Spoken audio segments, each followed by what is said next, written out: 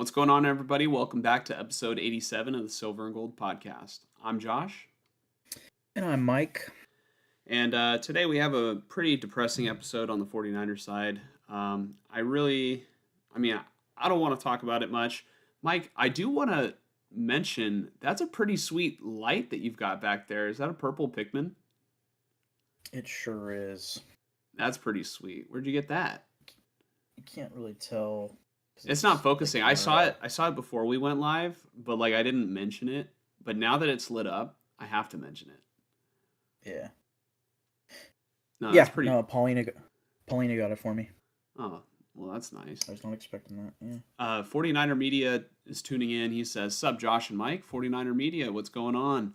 Besides the depression of being a 49er fan right now. I guess we can jump right into that with our first topic, the 49ers versus Bucks recap. I mean, but Mike, do we really have to talk about it, though? Do we? uh, th- to me, I mean, this is one of those games where you just look at it and one event is bigger than the outcome of the game. And now we're all collectively, as a fan base, just sitting here thinking, well, the season is over. Like, the event I'm referring to, of course, is Fred Warner dislocating and breaking his ankle. Mike, did you see the play? No, I didn't see it. I remember seeing multiple group chats going off about it. And I didn't really care to see the injury. Yeah, it sucked. Jair Brown was making a tackle, and unfortunately, he rolled up on Fred Warner. And, I saw a lot of people blaming Jair Brown for it, and maybe he didn't take the best angle, but, I mean, he's in there to tackle. So, I mean, it was just unfortunate. Shit like that happens, right? So, I mean, Fred Warner's going to be out for the season, and really, this, I think, sets this 49ers team back from any Super Bowl contention, in my opinion. I think that he's that pivotal of a player, and Fred Warner is the quarterback of the defense. I think it just really hurts knowing that we're not going to see Nick Bosa or Fred Warner until next year. Mike, why do we have this luck? Dude, you guys are the... Yeah. I sent that AI video of the... Somebody made an AI video of the 2026 NFL draft with the 14th pick. It's like this commissioner, even though it's totally not Roger Goodell, announcing the pick. With the 14th pick, the Niners select, Guy Nice, whatever the hell his name is. I think it was And like Minka Flynn or something like that. Yeah, and then he walks up to the front, goes to shake the commissioner's hand and just like dislocates his knee. He's like, that's not a good way to start. Bends and he just like folds over himself. Like, yeah, I don't know. Like 49er Media puts it like this. He says, "I have never cried after losing a player. This was the first time the next day because I thought it was fake. Fred is the heart and soul of the defense." You know what's funny? So 49er Media, I don't know how old that you are, but I know when I personally, I cried when Navarro Bowman, when he messed up his knee against the Seahawks in the playoffs. I started to cry because not only did he rip the ball away from the player and like sacrifice his knee, like his career was never the same after that knee injury. That was pretty gruesome. I cried because like that happened and then the refs called it Seattle ball and it wasn't a reviewable play. Like we clearly got possession of it. So I mean the Fred Warner play, I mean maybe it's cuz I'm not in middle school anymore. So like I'm not super duper emotional personally. Like I'm not saying there's anything wrong with you being super emotional over it. It's how do I word it? Like it's a very tragic injury for this team. You know what I mean?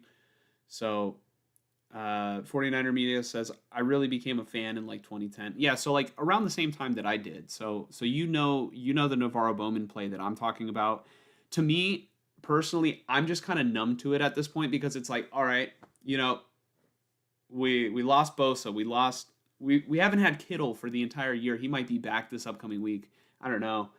Um, 49er Media said, speaking of AI videos, sent you a clip on Twitter in DMs.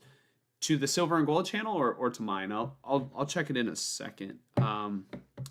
Yeah, I'll check it when we have a second here. Maybe when Mike's talking about the Raiders, I'll take a look at it. Unless if it's urgent, let me know right now. But yeah, it's just kind of numbing, at this point that everybody just seems to be going down, even future AI draft picks. So, I mean, Mike, what did the Niners do? Did they build Levi Stadium and the practice facility on a cemetery? Like, I Yeah, don't or know, or on a reserve? maybe they or on a Red Sox jersey, Yeah. whatever that curse was. Um, Mhm. I don't know, dude. I keep going back to, are the Niners not, you know, are they not doing a good job with conditioning? Are they not doing a good job with the conditioning staff? Things along those lines. But when you get your ankle rolled up on, like, there's nothing you can do about it. That's just a matter of bad luck. It's more the hamstrings and, Soft tissue those sorts injuries. of, yeah, soft tissue. That's where it's more like, all right, seriously, guys, what the fuck? Like, why can we not do a better job of preventing this? But the Boza injury, the Fred Warner injury, those are just a matter of unfortunate events happening. Yeah. Um, and it just sucks for you guys because it's your two star defensive players. Like, your defense is eradicated. Mhm. Yeah.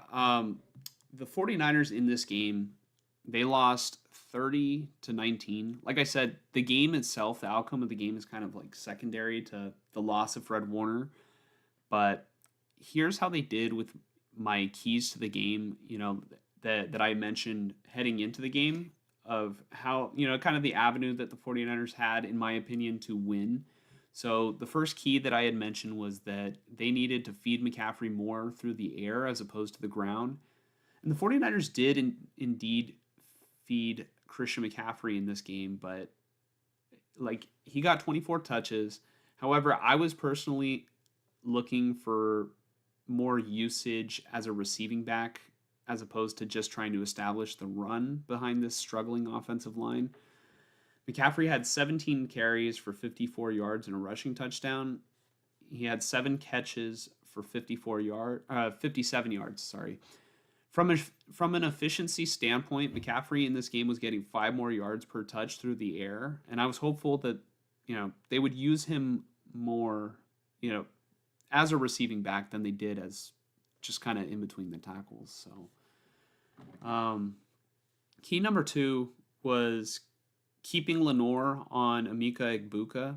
And in this game, Emeka Egbuka only had 2 catches for 24 yards. And I think it helped on the stat sheet that he had to leave the game with a hamstring injury. I hope it's nothing serious for him personally, but the 49ers benefited from having him off the field because he has proven to be their most dynamic playmaker as of right now, who's healthy. Key number 3, which is I'll own up to this. I think this is my fault because key number 3 for me was forced turnovers, but I didn't mean to force turnovers on offense.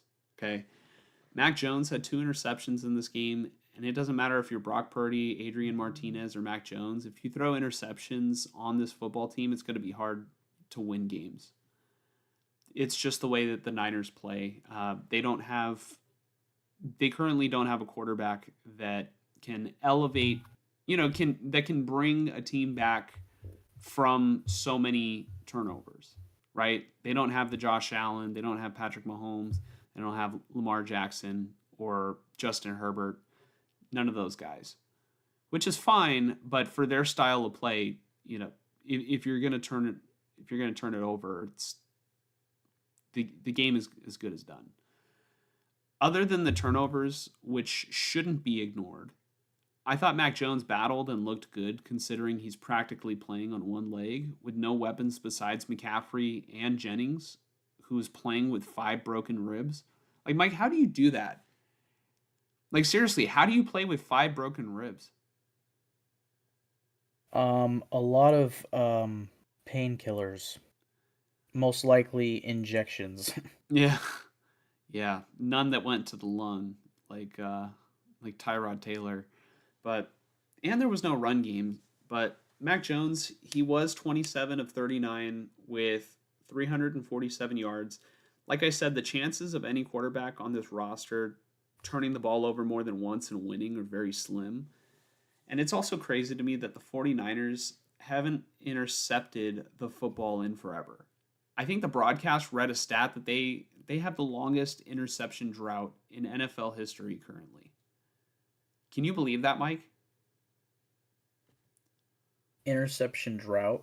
Yeah, they haven't forced an interception on defense for the longest period of time in NFL history, and it's currently still standing. Since when was the last time they did? Let me look that up. When was the last time the 49ers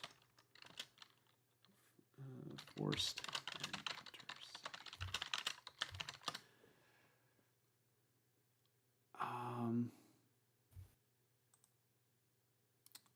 AI, of course, is giving me preseason, but they haven't had an interception in the past 12 games. Hmm. Yeah, Or I guess 13 now with this past game because I'm reading a Reddit thread from 11 days ago. hmm. Let's see. I remember. Shit. I remember in the years past, probably right around when Derek Carr started with the Raiders had a drought similar to that. I feel like I remember Yeah. the dark days when we had droughts for this and or that. It was like interceptions. I remember defensive touchdowns we didn't have for like at least 2 seasons. I feel like. Yeah. So this is the updated search overview that I got from AI from Google. The last time the 49ers forced an interception in a regular season game was on November 17th, 2024 against the Seattle Seahawks.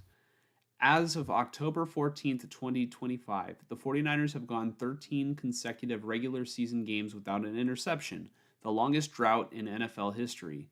The team has no interceptions during the 2025 season so far. Wow. I find that crazy that this 49ers defense I think has been playing well this year and still doesn't have an interception. But then again, they're not very invested in the secondary, so I think that has something to do with it as well. I'd say I would outside have of Diamador Lenore.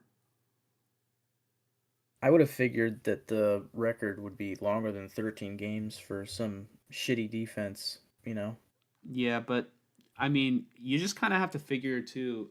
There's also a lot of luck that goes into that, where maybe a shitty defense will play against a shitty quarterback who makes a stupid decision, right? So I don't know. Here are the players that stood out to me in this game. Christian McCaffrey, we already went over him. Kendrick Bourne, he had another great day. He had 5 catches for 142 yards. Jake Tonjes stood out. He had 6 catches for 58 yards. Demarcus Robinson in this game had a big drop, and then Mac Jones went back to him on the next play, and it was a big play. So he immediately redeemed himself.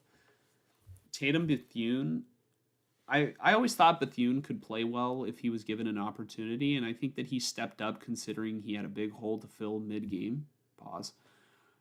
Um, he led the team with 5 tackles and 5 assisted tackles.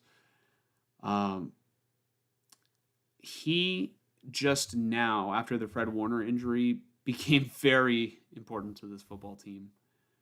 I know that he was a late draft pick last year, but if you can play, you can play. It doesn't matter where you're drafted.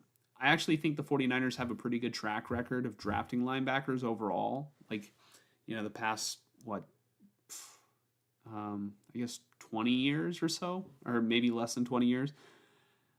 But Patrick Willis, Navarro Bowman, Chris Borland. Reuben Foster, I thought looked pretty promising before the off the field issues ruined his career.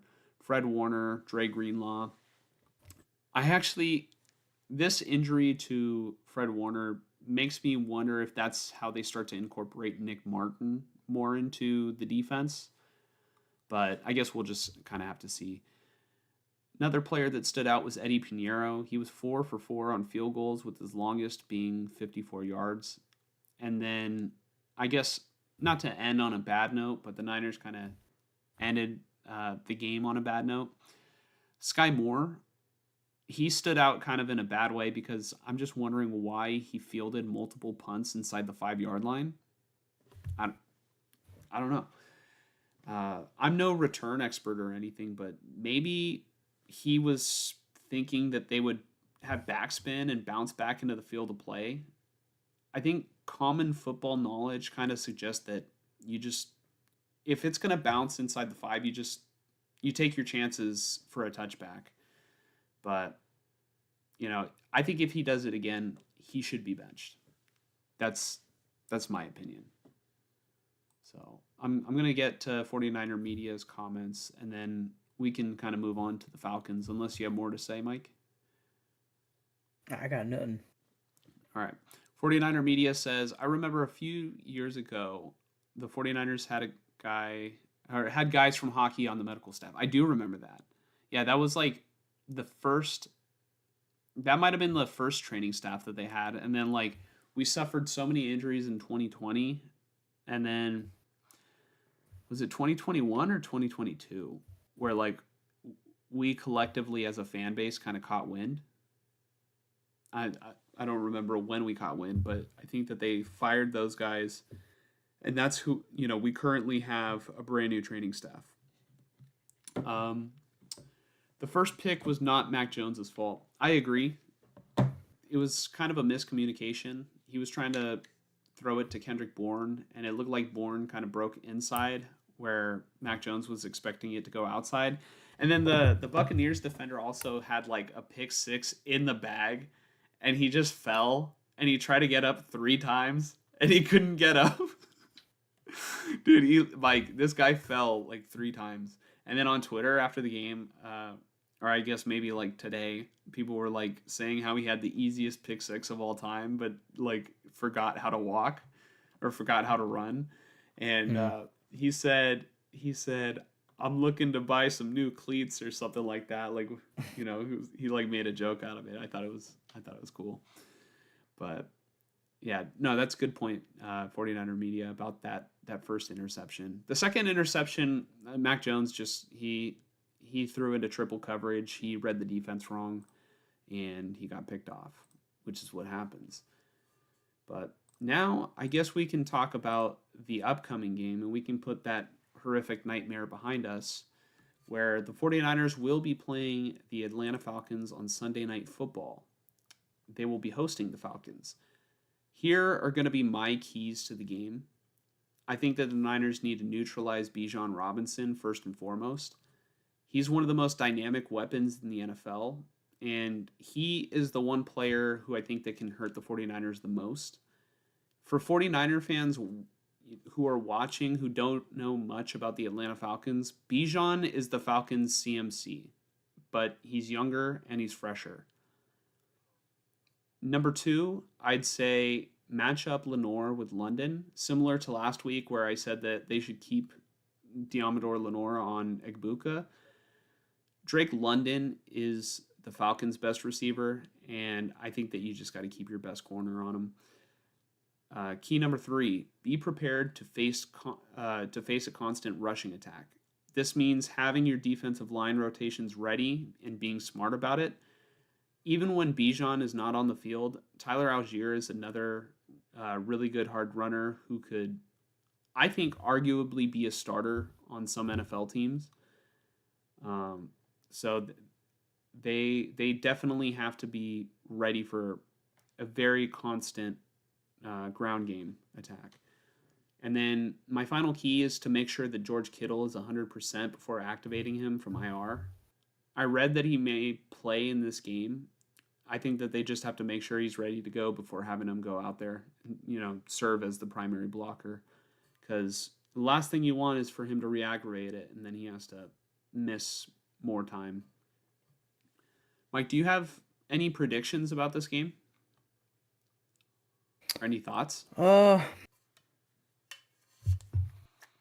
mean, I would predict Bijan to have a good game, as usual.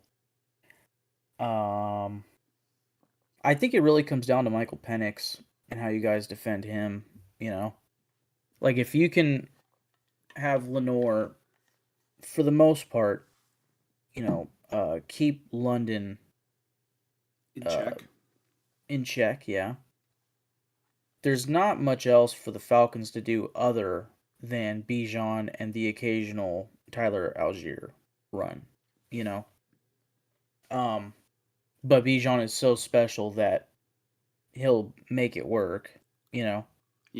But if it becomes so one-dimensional that it's just Bijan and nobody else, chances are they're not going to sustain drives, you know. I guess my question coming off of that too is, do we expect Purdy to be in this game? I don't know. I mean, it could honestly be that the Niners just, all right, who's healthy this week, Mac or Brock? And then they just swap every single week.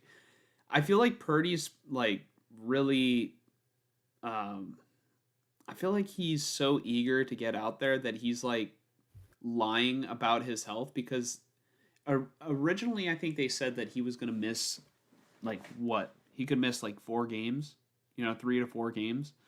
And then he was back like he missed 1 game and then came back. Right? Or he might have missed 2 games and then he came back. And it felt so quick. And then he re-aggravated it. And then he felt worse than he did against the Seahawks, where I guess that's where he initially got injured. And then Mac Jones has literally just been dealing with this knee injury and wearing a massive brace on his left knee.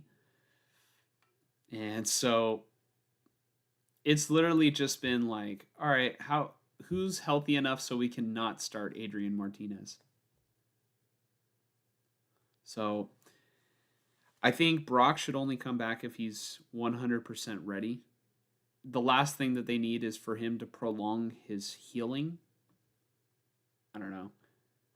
Brandon Halam says BTJ struggling without his favorite quarterback, Mac Jones. That's a big thing that I was saying in the offseason, that Brian Thomas Jr., his breakout last season was with Mac Jones. So, yeah, I don't know. I don't think that Trevor Lawrence is targeting him as effectively as Mac Jones was. I guess that they just had that connection last year. But we're kind of Brandon, welcome to the channel, by the way. We talk about the Niners and the Raiders. I'm just kind of thinking about who is going to start this week and how it affects the game. Mike, did you give an official prediction? For Falcons Niners? Yeah. I think I'm going to go with the Falcons. Even though it's, in Santa Clara on prime time, I just think the Falcons are a little hot right now, coming Yeah. off of a big win versus the Bills. Yep. And they just came off the bye, right? So they're pretty well rested, whereas the Niners are just fucking reeling right now. Yeah. And again, like you mentioned, like I don't even know which quarterback is going to be healthy enough to start this game for the Niners. I think at the end of the day, if the Niners defense now, without Fred Warner to go with Nick Bosa, if they can't stop Michael Penix, you're not going to stop the Falcons because the weapons that they have are too good, even though it's just really 2 guys. But that first half, Drake London was tearing the Bills apart, and then the second half, Bijan just played cleanup. Mm-hmm. Yeah. I personally, real quick, I do see Slam and Sammy Joe in the comments. This is the perfect week for him to be in here. But In terms of the Niners Falcons, this is actually a tough game for me because I think that the 49ers being at home and having Kittle come back, I think it should bring a fresh energy to the offense. But I think I'm going to be picking the Falcons to win this game, considering that they just beat the Bills on prime time, like you mentioned. Um, if the 49ers had Fred Warner, I would consider picking them, but I just don't know how they'll be able to slow down Bijan Robinson. I think he's that special that he might have a takeover game. But for all I know, Tatum Bethune or Nick Martin goes in the game and the 49ers just shut down the Falcons on defense. Like nothing surprises me at this point. As of today, October 14th, 2025 at 9:09 p.m., I'm picking the Falcons just because like you said, Mike, this 49ers team is crawling right now to just to get to midseason.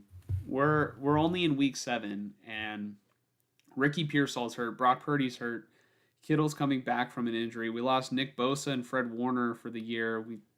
You know, we cut Jake Moody, who's apparently a superstar in Chicago. Um, no, I'm not worried about that because Eddie Pinheiro has been great.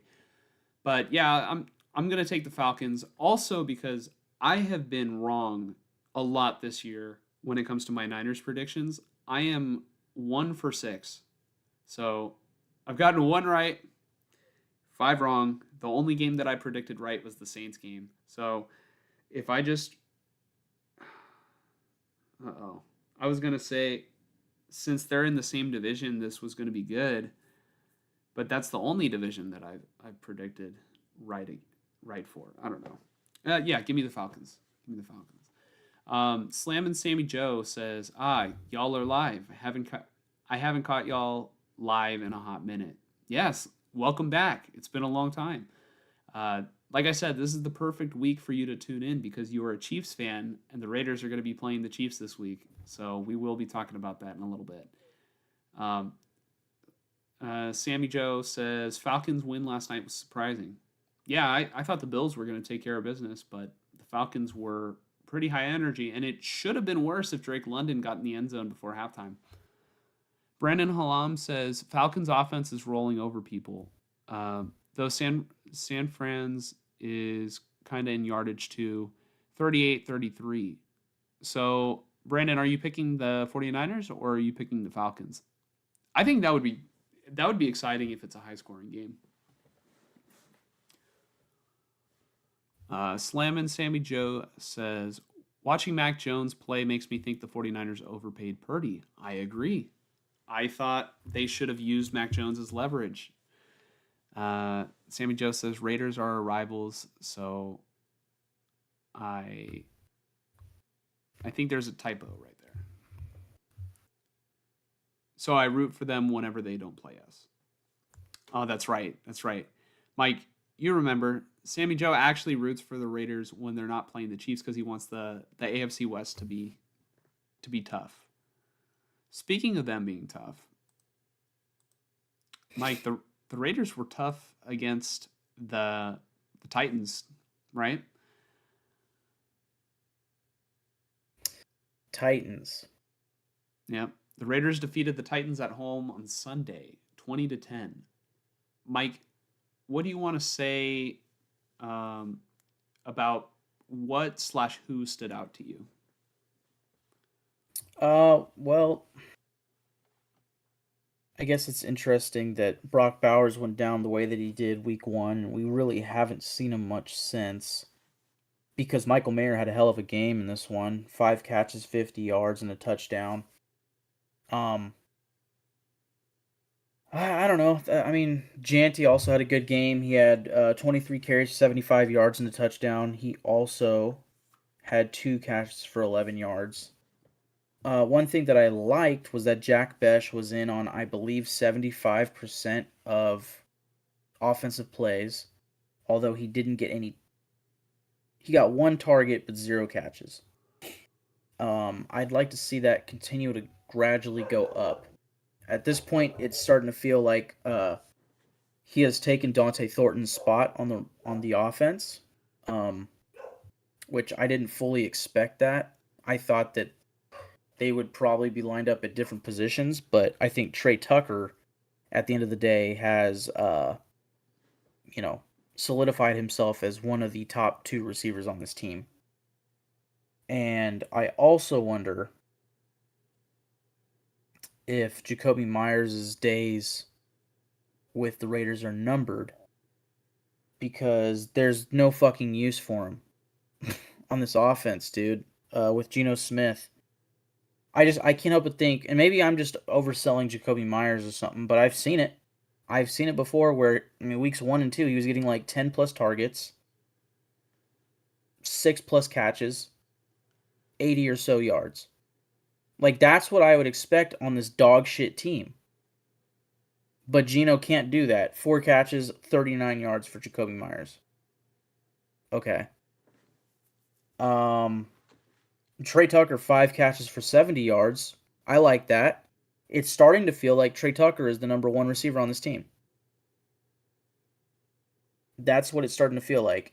So if that's the case, and Jack Bech is starting to get more target or more snaps, and the season is lost, even though we just beat the Titans, cool. The worst team in football.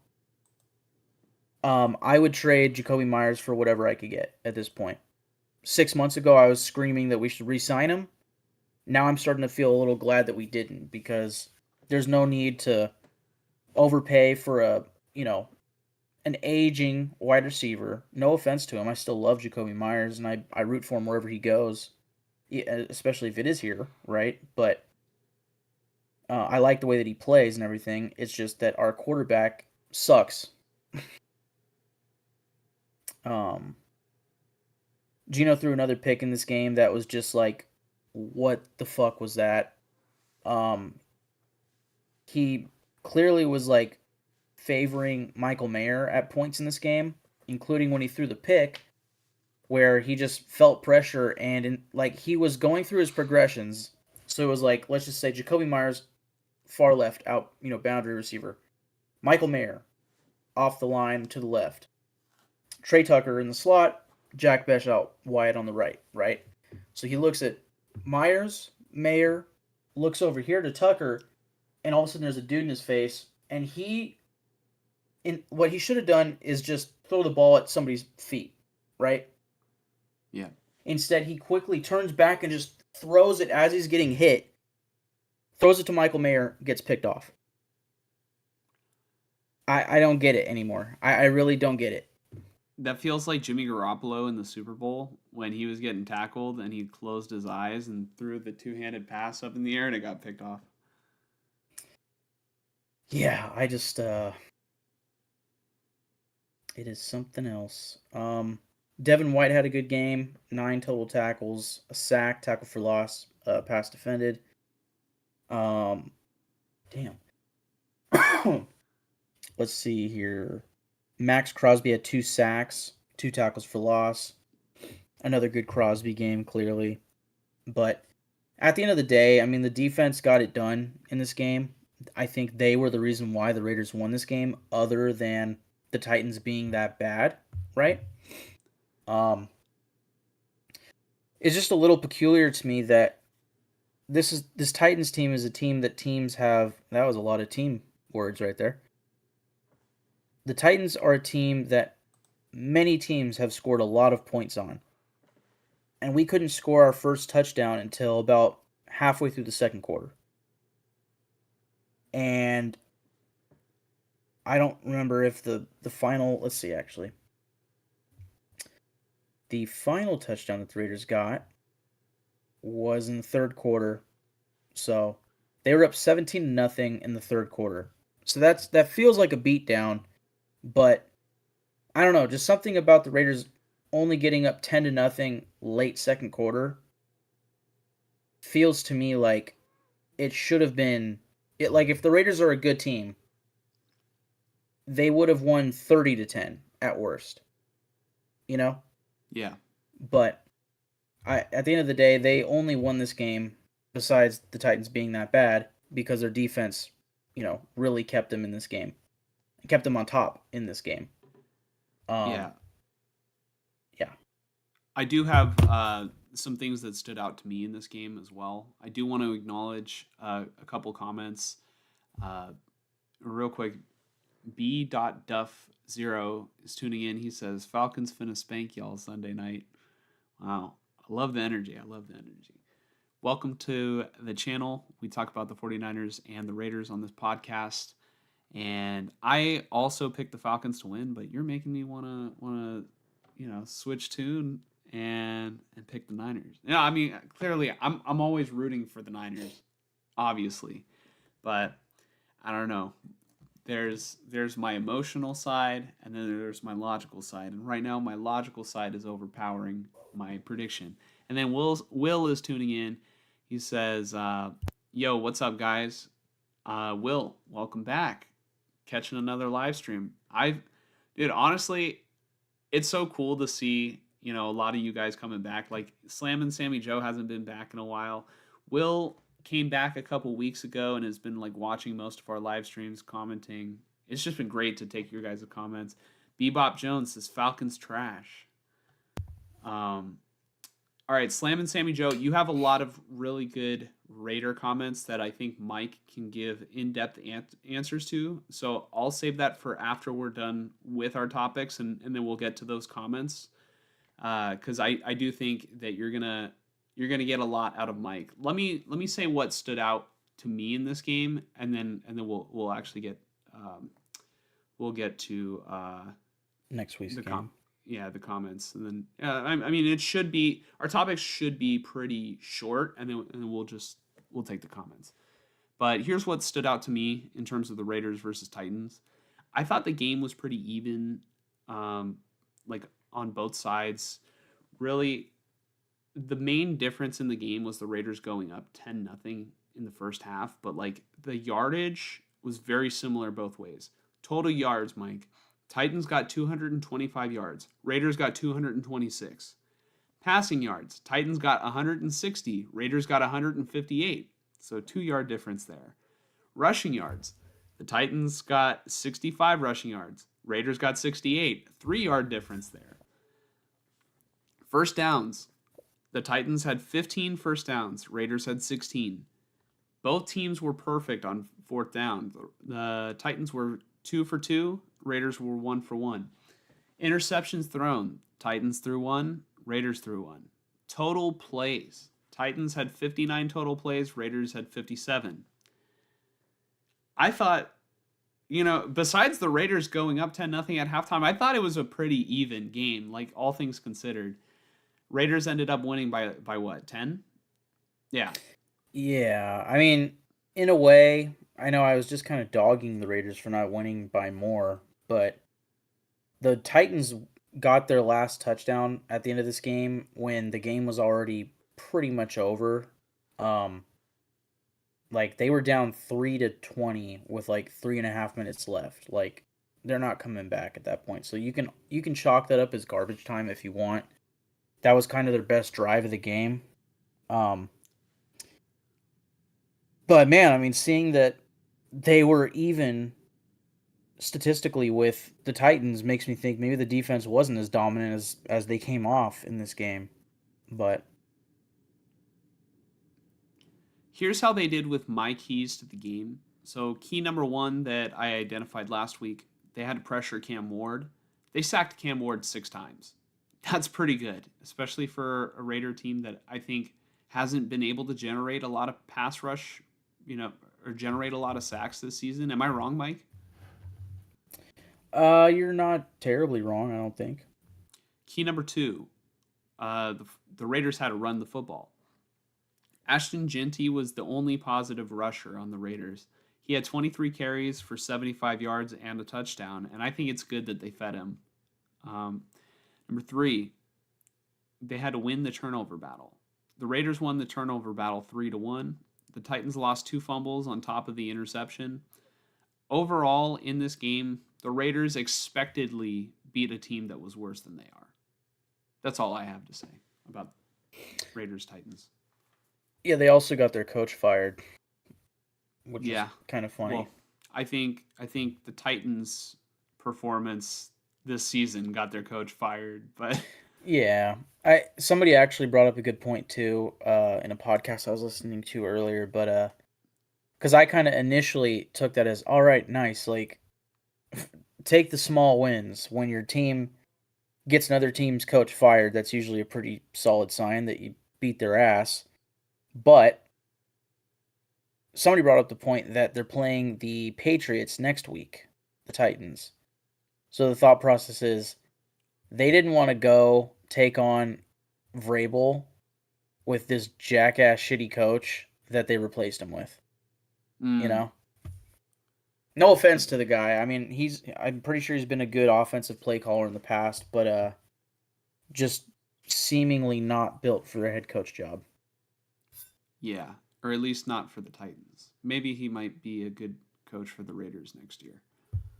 Um, Slamming Sammy Joe. Uh, I want to get to his comments, then we can go Chiefs game. But he says, I already went over the Mac Jones one. Let's see. Raiders play their hardest against the Chiefs. Win or lose, we should see both teams' best this week. Um, Also says, like watching a Blackhawks Red Wings game. Sammy Joe also says, Fred Warner might be my favorite player. I'm distraught by this injury. Yeah, Fred Warner, in my opinion, was like maybe the lead candidate for defensive player of the year this year. But yeah, that I would be shocked if he won it now. What are the betting odds right now of Fred Warner still winning it? Yeah, probably zero. Yeah. Sammy Joe says Spytech doesn't draft the way that I would. I'd have drafted Armand Membu and Burden if I was Spytech. Mike, what do you think about that? Yeah, I agree with Membu. I was talking about this a lot last week. In the stage that this team is in, you should be building from the trenches up, right? And I like the idea of drafting around the quarterback before getting the quarterback. Excuse me. God damn it. Um, the Raiders just bore the shit out of me. Um, but, you know, starting with a running back is very bold because, on average, they don't last as long as, say, an offensive tackle. Like, look at Colton Miller, you know? Dude has lasted, I think, 10 years now, and he's still at the peak of his game. You can't say that about running backs. Not 10 years, Um, but 9. no. What are you talking about? Colton Miller? Colton Miller, he got drafted the same year 2015. as. No. 2017? I think like 2018. Yeah, Oh, fuck. 2018. Maybe you're right. Yeah, he was drafted Damn the it. same year as McGlinchey. Yeah, you're probably right. That was the coin flip year. Yes. I don't know why I thought he was 10-year pro already. Whatever. That's how out of it I am. I just don't care anymore. I'm checked out. Um, I mean, honestly, really, I am. uh, but yes, I would have gone Membu because I mean, the past 2, arguably 3 years. I mean, I wanted a defensive player when we got Tyree Wilson. In hindsight and in the moment, I thought Jalen Carter was the better pick. But there were concerns with character. We've seen that here and there. But when he's not showing character concerns, he's one of the best 3 defensive tackles in the league. Um, that would have made us completely avoid the whole Christian Wilkins mishap. Um, and then last year I was screaming Talisi Fuaga. I'm glad we got Bowers. Um, we had no chance at the quarterback at that point because Bo Nix was just picked. So, but yeah, this year I agree to bring this all back to Slam and Sammy Joe. I would have gone Membu this first round, and then second round. I mean, I get it with Burden. He's definitely more explosive than Jack Besh. I'd like to think that with time, Jack Besh will become a top 2 receiver on this roster, and I hope he will be sort of a like a kind of like a glue guy, to the roster. Just one of those guys who gets everybody kind of locked in, and hyped up, because I don't know. I like his personality. I like what he brings to this roster. Um, it's just taking a while for him to get there, I guess. And hopefully this week playing 75% of snaps is a good sign. But again, I understand the burden idea. I think they could have gone a lot of different routes in the second round, to be honest. I would have gone corner. I wanted Trey Amos. So I would have gone uh, Membu and then Trey Amos, who ended up to the Commanders. Mm-hmm. Slam and Sammy Joe's got a very interesting comment here. He said, "To be fair, I've only been a Chiefs fan since 2016. I was a Rams fan before they moved back to LA. I find that interesting because I want to know, Sammy Joe, are you all right?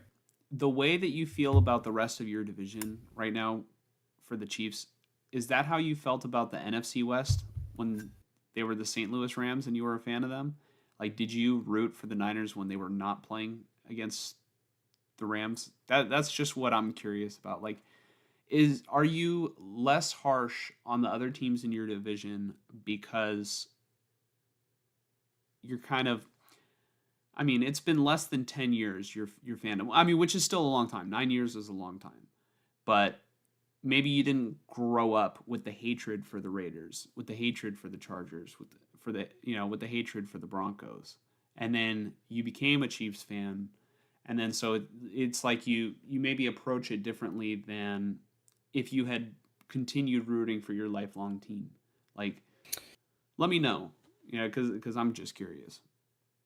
I'll say this. I think there's a massive difference between winning the NFC North and the AFC South or the NFC South recently, you know?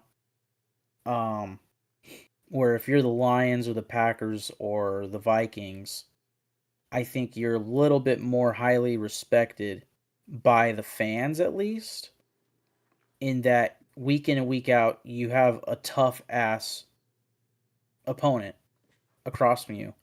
Whereas if you're the Buccaneers, no offense to the Buccaneers, it's more offense towards the Panthers, Falcons, and Saints in recent years. And same goes for the Texans, or I mean, lately it's just been the Texans, of the Jags, Titans, and Colts in recent years, just absolutely sucking, you know. And then this year, the AFC South is looking a little bit better, and the NFC South, you have the Falcons coming up, right? Um, but I guess my point here is just whenever the Raiders do finally get it all together and start winning the division, which I've actually never seen, get that, Niners and Chiefs and whoever else fans in the comments. I've never seen my team win their division. I Well, would you were too little, right?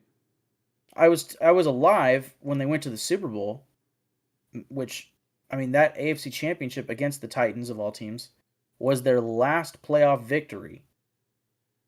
I was still pissing my pants, most likely. I won't fact check that, but I'm pretty sure. Just for Um, reference, Mike was 25. yeah, no, I was 5 because it was in 2002. I was turning 5, born in 97. It was in 2002. Five No shit. decades. No, I was turning 6. So I mean, it's close. I don't know. But point being,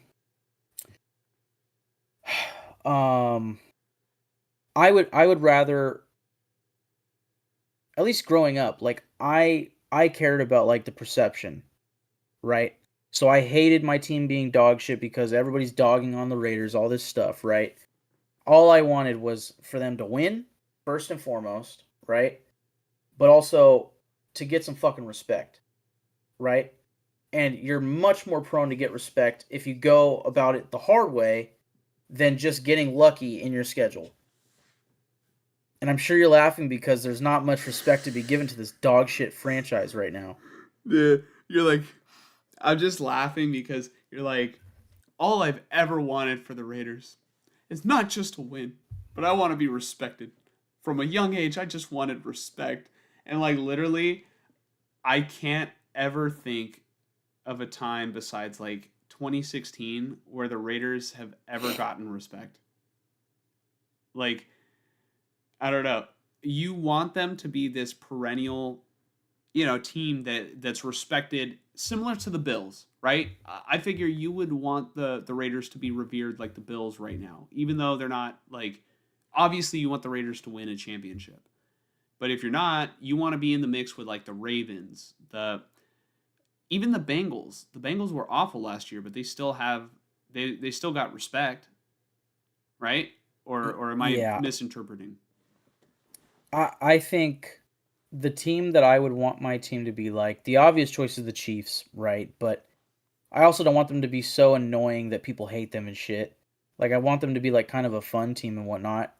But that respect that I'd like comes with consistency. So the team that I think of is the Ravens, where year in year out they're always consistent, they're always in play, and in my lifetime they have won a Super Bowl. Um, not the dog or anything, just like that's what I want. And they're always in play for the Super Bowl, it feels like. Which team? Um, the Ravens. Ravens. They've just been so consistent in the front office and the same coach that I can remember, John Harbaugh, Yeah, for I think like north of 15 years. yeah. They won Um, 2 Super Bowls. yeah. Yeah. Oh, right, with Ray Lewis back in like the early 2000s you're talking about? Yep. Yeah. Yeah, true.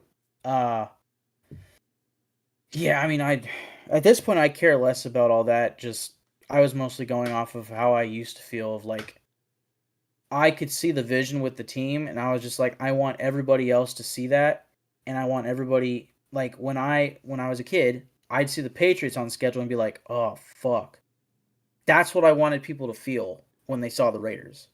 In Hmm. part because I never had that. I don't know if that makes sense, but like it's like sort of like wanting something more when it's gone type of thing. Um, but in the sense of I want something more because I've never had it. The grass is greener on the other side. Those types of feelings. Yeah. Of I never have felt that. So as a kid, it was always I can't wait to feel that. And now I'm an adult and I'm like, I just want them to fucking win games, dude, I'm so sorry, consistently. Mike. I don't give a I'm fuck so about the respect anymore. dude. I'm so.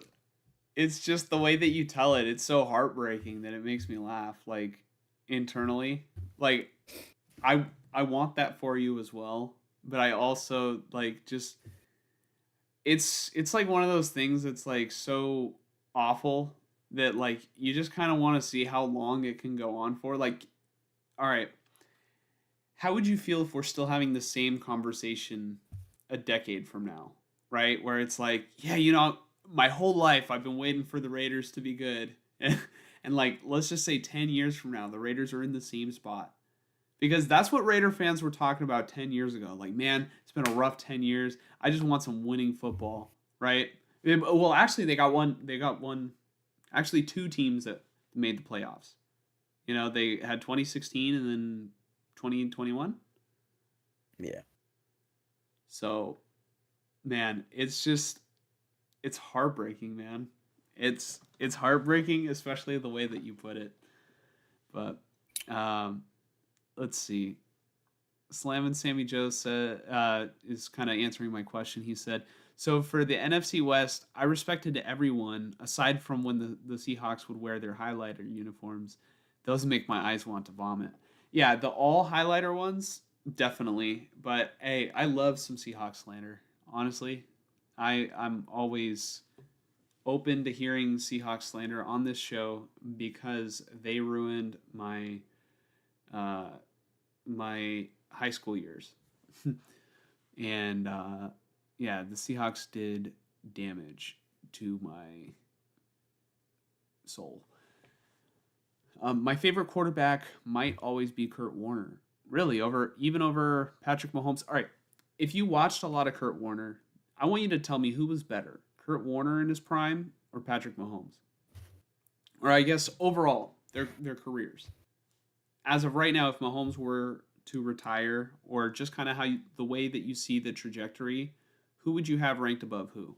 Because Kurt Warner is a Hall of Famer, and Patrick Mahomes, he would have to do something really bad in order to not be a Hall of Famer. Raiders kept Elway down for a decade. Tons of respect for that. Well, Mike, you just got the respect that you were looking for. When did Elway retire? Can you search that up for me? Yeah.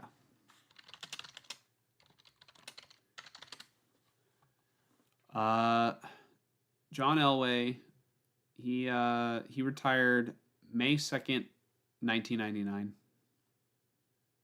Okay, cool. So I was still shitting my pants at that time. Yeah. Just for reference, Mike was in high school.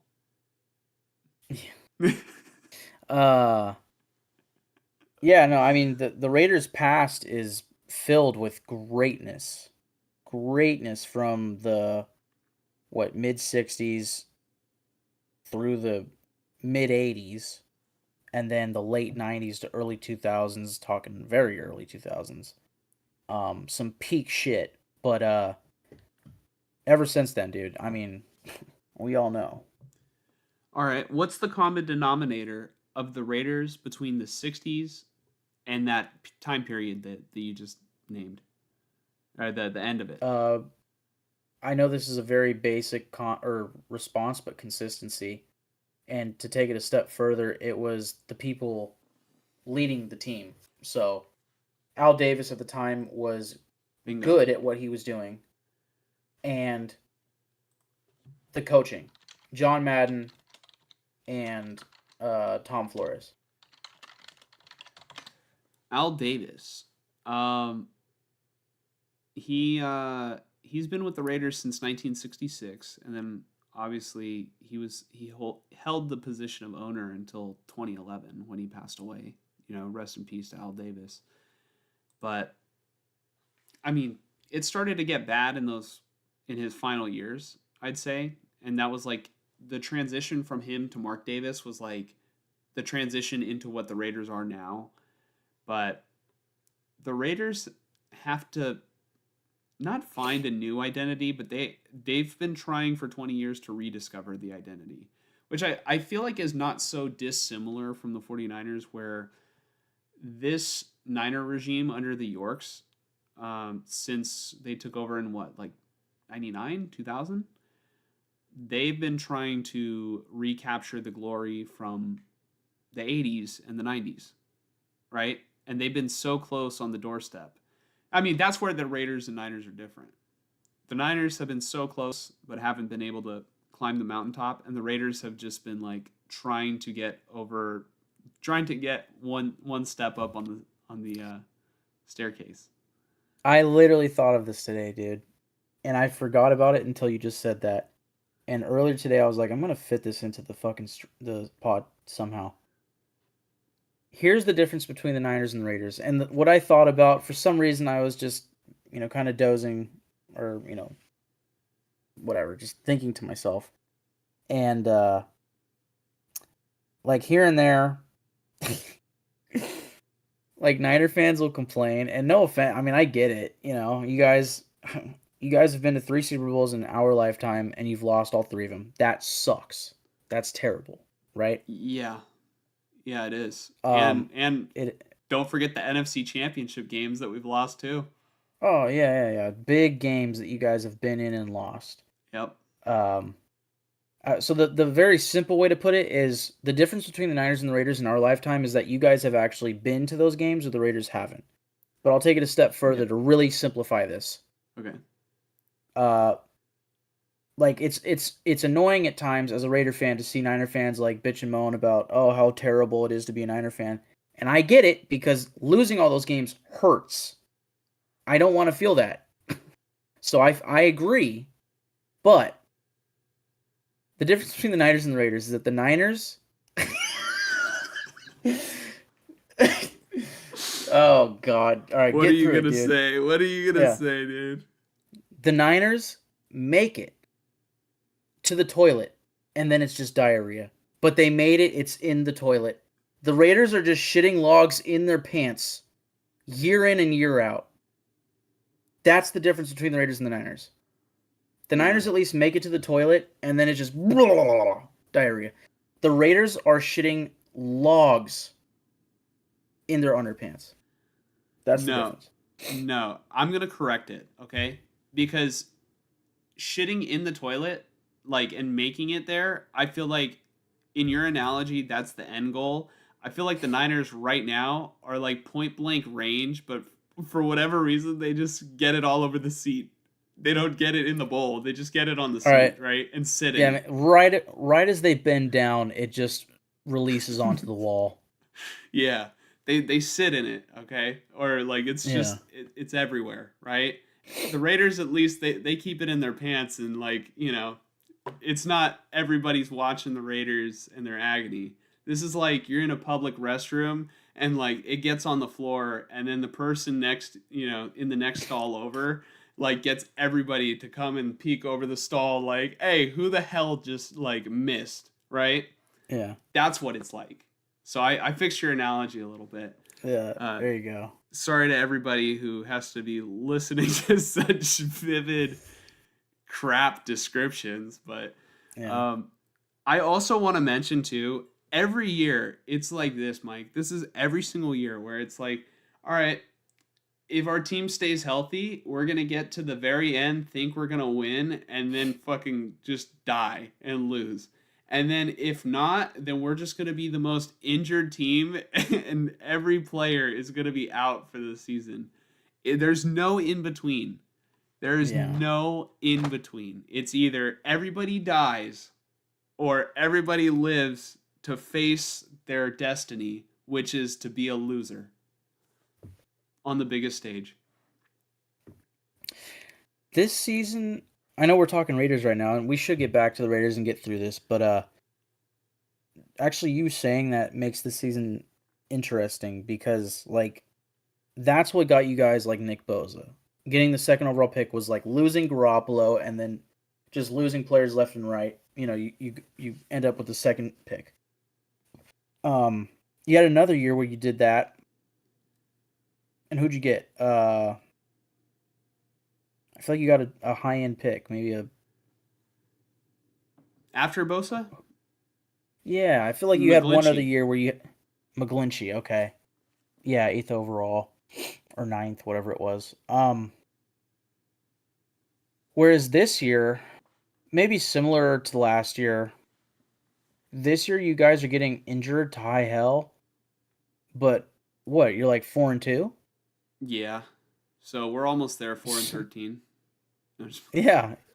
No, but you guys are gonna end out like if you keep it up, you're gonna be right at 500, and you're gonna be pissed. But or you guys start getting healthy, and hopefully you stay healthy, and you squeak your way to the playoffs. I know where this is going, dude. We're gonna be like, we're gonna have a decent record. We're gonna be in the middle of the first round, and then we're gonna trade 3 firsts and a third for a quarterback. There you go. Yeah. Oh And then man. you'll have Purdy's contract and Mac Jones and a rookie quarterback. Yeah. You're saved. Yeah. Real quick, let me get to the comments, and then we'll get to our our Chiefs predictions. But let's see. Slam and Sammy Joe says, if your team wins a lot, people will hate your team. People hated the Chiefs before Kelsey started dating Taylor Swift. Yeah, Yeah, I think that now comes they with hate them Super more. Bowls. Yeah, I think that comes with winning Super Bowls consistently, right? But also, like, not to dog on the Chiefs, even though I'm a Raider fan and you'd probably expect that, but just an honest opinion here. Like, I respect Pat Mahomes as a player because he's amazing. He's insane, and he's earned that, top quarterback in the league moniker. Um, but man, their team is just annoying. It's not even just the winning Super Bowls. Like, I mean, I hated the Patriots in their peak. I do not like the Chiefs, right? Uh, it's just seemingly the penalties going their way, and then players like Travis Kelsey acting the way that they do. Um, I don't know. I guess there's an art to winning, and they are great at that art, but there's also like this negative. I don't know how to explain it. It's just eh, it's not enticing when they win with seemingly the referees kind of favoring them. And that's not to take away from them. Like, they're still fucking winning, right? They still have to do it. But I don't know. It's their personalities, just everything in between. So a lot of off the field stuff that's annoying. Like when it all culminates to this very ugly fucking thing that nobody likes. I'm laughing because we have a new person who tuned into the stream. Uh, I'm not gonna Oh say dear God. I'm not gonna say the name, but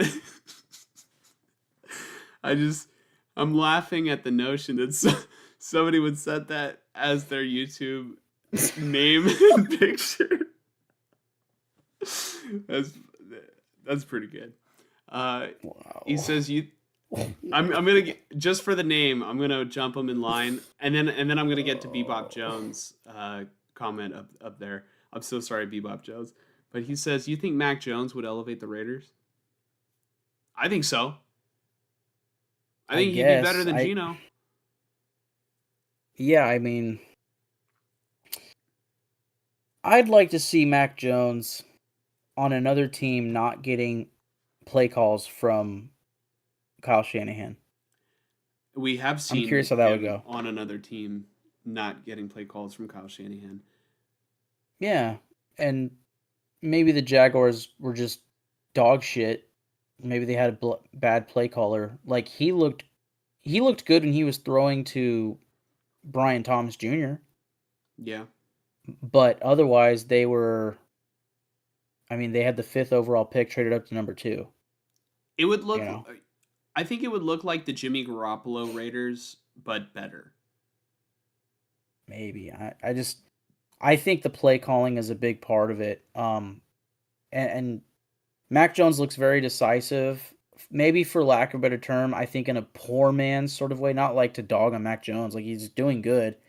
I just think he's like a poor man's 2025 version of last year's Sam Darnold, of like he just looks decisive and he's running the offense well.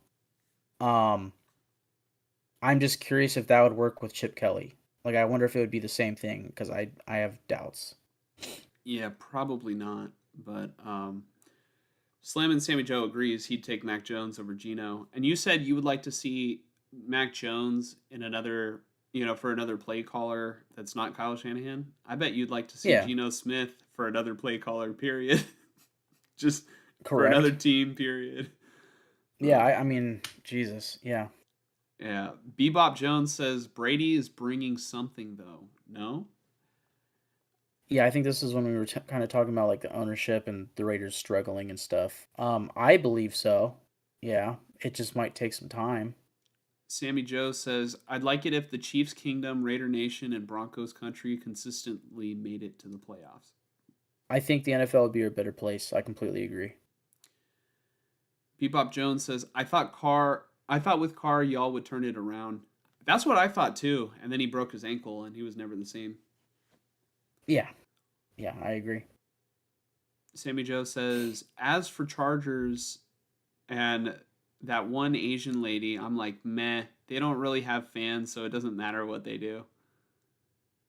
Yeah, the Chargers are kind of like that wild card team. Like who's the cool team in like the NBA?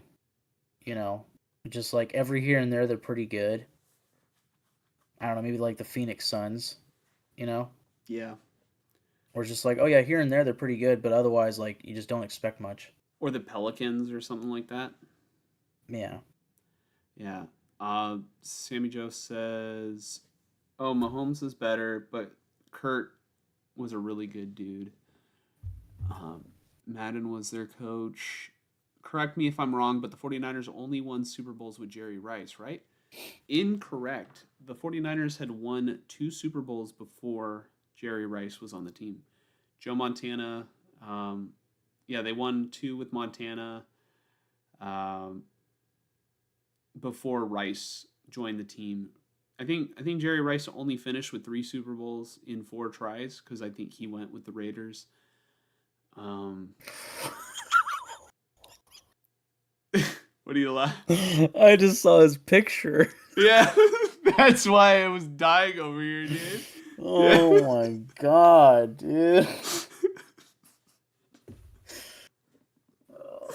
That's why I was dying because I was like, all right, what would what would I have to be thinking to arrive to, hey man, what should my YouTube picture and name be? Oh, I've got a great idea. Yeah. But yeah, so Joe Montana won a total for 2 of them were with Jerry Rice, and then Jerry Rice won one with Steve Young in 95. Yeah, 1995. Niners haven't won ever since, and then Jerry Rice went to the Super Bowl with the Raiders in, 2002? Yeah. And lost. So, yeah, hope that clarifies. 49ers don't need to draft a quarterback. They need a top-tier wide receiver. Well, hopefully Brandon Ayuk can be a top-tier wide receiver, but I don't know if his knee is going to allow him to. I hope so. Well, and Pearsall. I would argue offensive line is probably your biggest need in the draft coming up. 100%. Although, all Yeah. right, so I think that Dominic Pooney has been getting a lot of scrutiny lately, but I mean, rightfully so because he has been really struggling, and he had a false start in the. Oh, I didn't even bring that up in the Buccaneers recap. The Niners were down 8 with like 6 minutes left, and they were in field goal range. It was 4th and 1. They were gonna go for it, right, Mike? Think about that. They're down 8. It's for. I know. You're looking at the picture. You're looking at the picture. It was 4th and 1.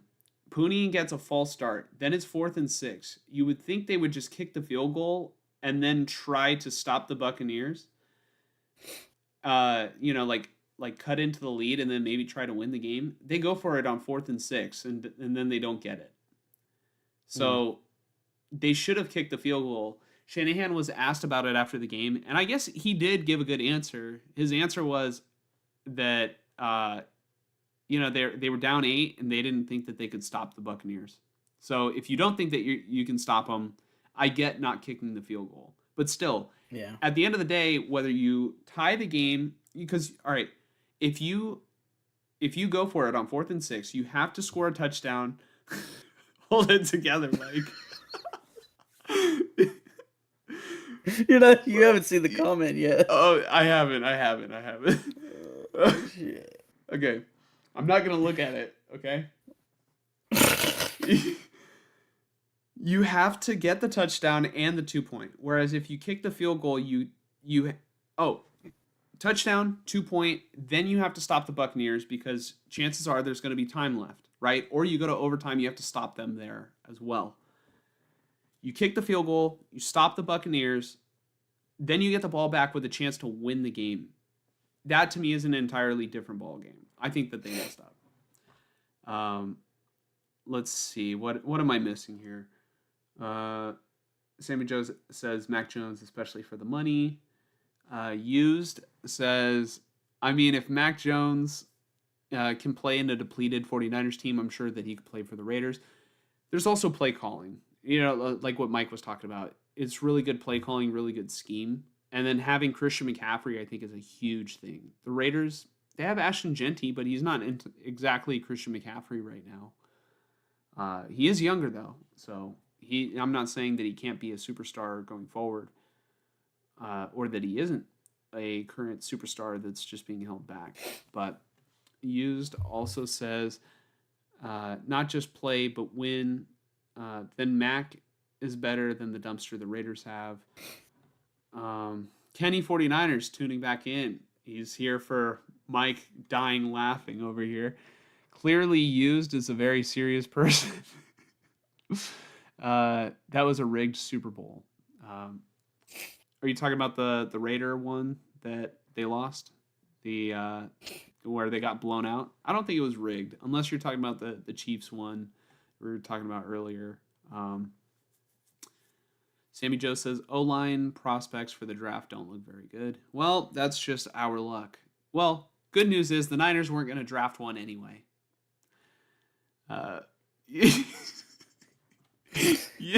Yo, Mike, you forgot to throw me in the trash. Oh no! No wonder why you're dying over here.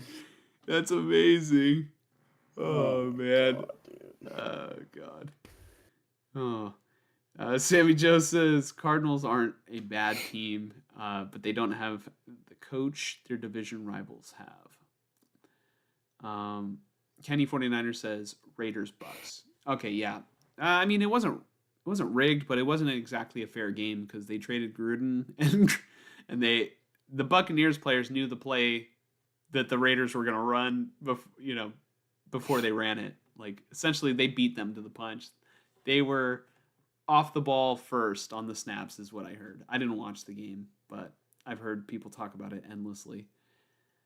Man, that was out of all the things I was expecting on the pod tonight, that was not what I was expecting. But the last thing that I was expecting was that we would finish off the pod with our Raiders versus Chiefs predictions. Mike, the Raiders will be playing the Chiefs Sunday morning in Kansas City. Well, I guess Sunday afternoon there, but Sunday morning for us. Do you want me to tell you my keys and my predictions to the game before you kind of finish off with your prediction? Yeah, I would say go ahead and fly through those keys just because we spent a lot of time on the comments, and Yeah, then I'll finish it out. I'll fly right through.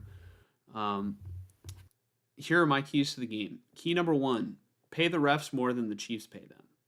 Key number 2, don't make fun of Kermit the Frog plush. Or of a Kermit the Frog plush.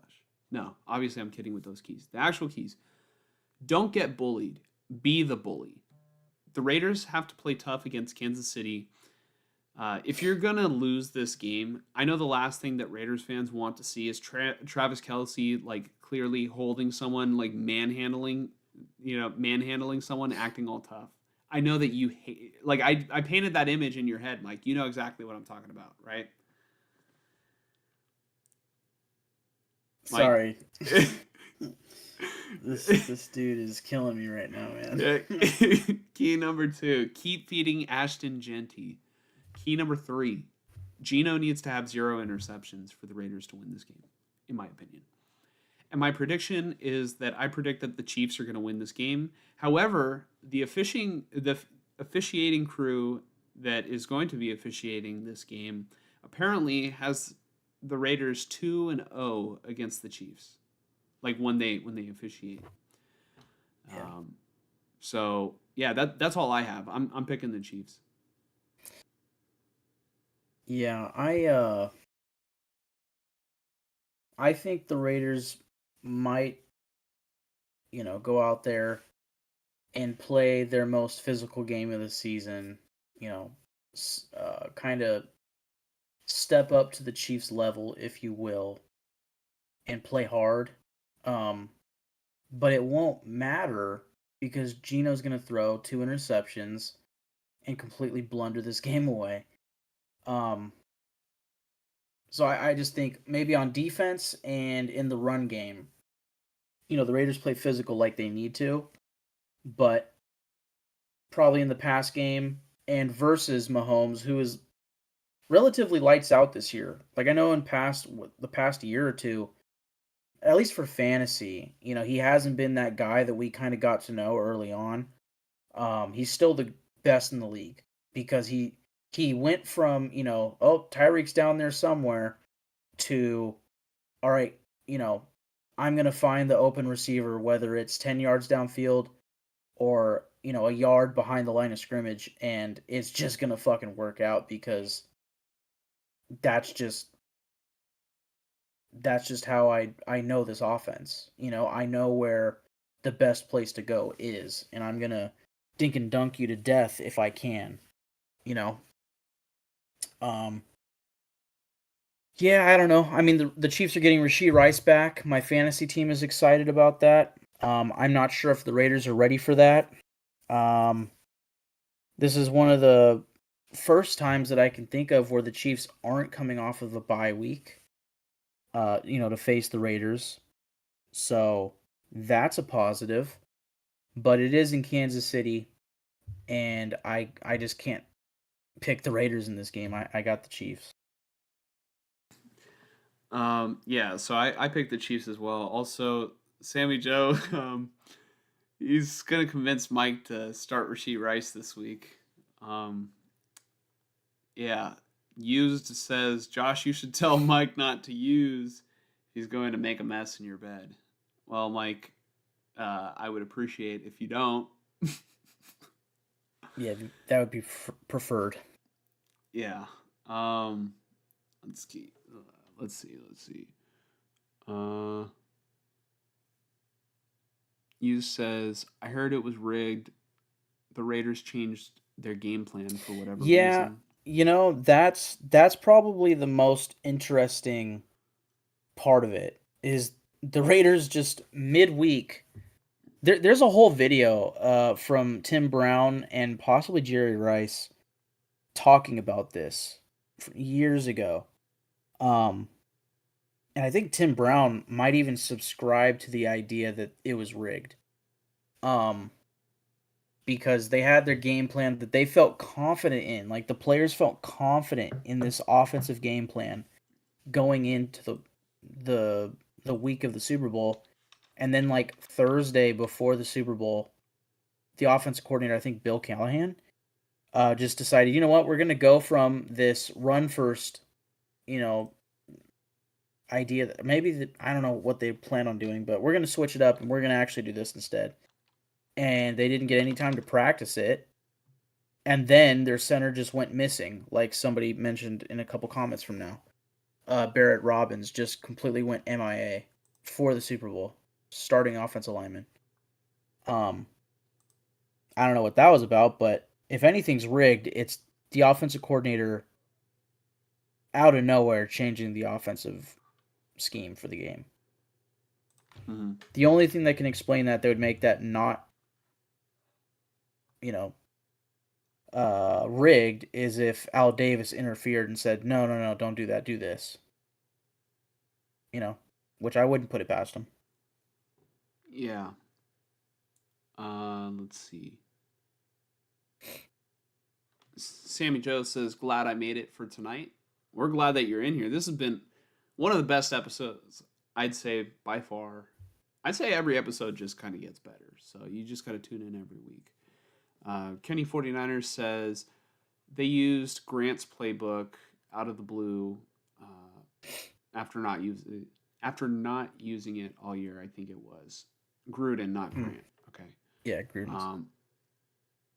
And Hughes says Mike definitely knows how to finish off. Yeah, I mean he did a great job finishing off the topic for sure. I think that's what you were talking about. Also, the center for the Raiders was missing or went missing. Kenny 49ers predicts that Russ is going to take over for Geno. What, next year?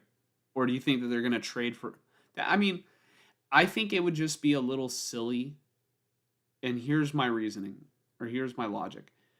If Pete Carroll getting the quarterback that he replaced Russ with to be the starting quarterback this year, like his handpicked quarterback was Geno this year, right?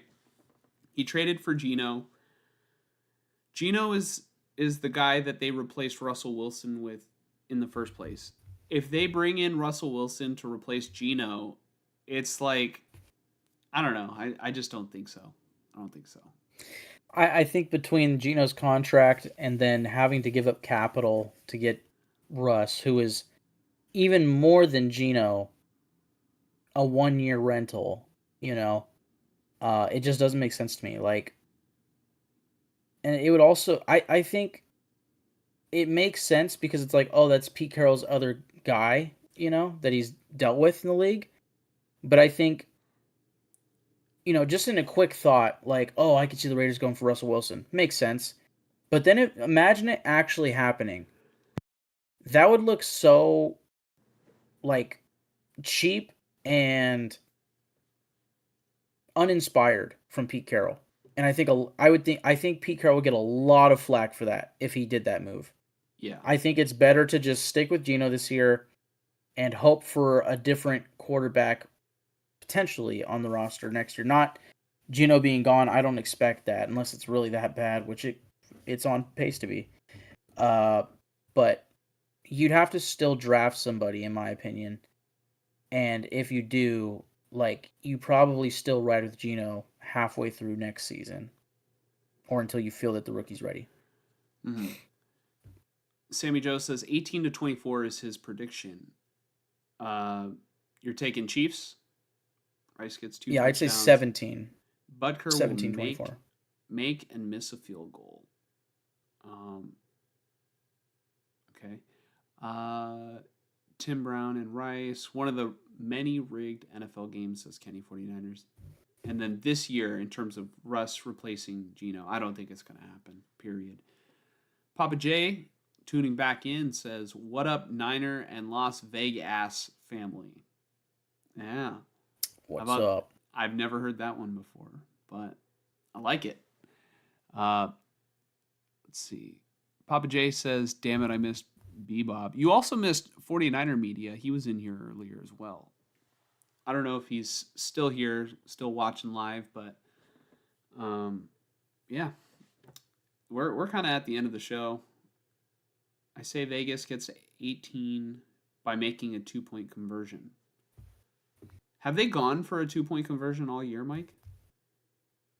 I'm sure they have. I don't know. I don't know. Oh. He didn't miss Bebop Jones. Bebop Jones at the buzzer says he's still here, just listening, sitting back. Well, unfortunately, we don't have very much show left to give you guys to listen to sit back to. But, as always, I do want to give a... Oh, Mike, did you give an official prediction before I start wrapping things up? Yeah, I said Chiefs. I can't pick the Raiders in this one. I guess I used a pretty... I guess no pun intended when I say wrap things up, considering the way that comments have gone today. But, I want to encourage you guys to please like the stream and subscribe to the channel. I appreciate everybody who tuned in tonight to comment live. We take comments live, as you can tell. They show up on the screen in the top right. And yeah, I mean, this is one of our, if not one of our best episodes, at least one of our funniest because of used so-and-so over here. But I want to give a big shout out to Bebop Jones, Slam and Sammy Joe, Kenny 49ers, Papa J, Used Protection, 49er Media, B Duff, Zero, Will, and Brandon Halam for tuning into this stream and commenting live. It was great. It was great. Papa J says, sorry I missed the show. No, don't worry. We're going to be live next week. We're going to be here, right? If you can't catch it live, you can always rewatch it after it's already been live. You can rewind. Watch it at your leisure, right? But yeah, that's all I really have to say. I want to thank you guys for making the show interesting and, just kind of having back and forths with us. Mike, do you have anything else that you want to say before we get out of here? The Raiders are just depressing. I hope it's a close game. I hope it's a hard fought game. I'll say that. And then the Niners game versus the Falcons, like the Falcons, the way that they handled the Bills this past week, they look like a very interesting up and coming team right now. So that'll also be a very interesting game on prime time. So, some very interesting games this week for sure. Dude, I almost got a leg cramp, and that would have been a hell of a way to end the show if I would have just been like yelling and screaming because my freaking my leg would have just started cramping. It actually might. It actually might. Hold on. I want to say this Raider game will lead into the bye week, week 8. Yeah, and then the next time we see the Raiders will be in November 2nd. Mm-hmm. Yeah. And the next time that you guys will see us will probably be next Monday. We had to do Tuesday because I was out and about yesterday night, so I couldn't really get in front of a computer and do a whole podcast. But I'm kind of glad that we did it Tuesday because of how many people were just able to jump in and comment. So yeah. If you guys want to see us live again, we're going to be aiming for Monday next week. There's a little bit more flexibility in the short term, although I do have an interview tomorrow, so we'll kind of see if we can keep that flexibility. But if not, we'll do it tomorrow. I mean, not tomorrow night. We will do the pod Monday night. So, Slam and Sammy Joe says I watch football on Mondays. Yeah, I mean we should be too, but we kind of try. Sometimes we go in the middle of the football game, but yeah, if you can tune in, that'd be great. If not, subscribe, watch it after the fact. You can leave comments on the videos, and we will reply to the comments. Right? We'll answer the comments. If you have anything for Mike or for me, we got you. So, yeah, that's it for this week's episode. Thank you, everybody, again. Mike, I already gave you your last words. I guess pun intended, you don't get to finish this one off.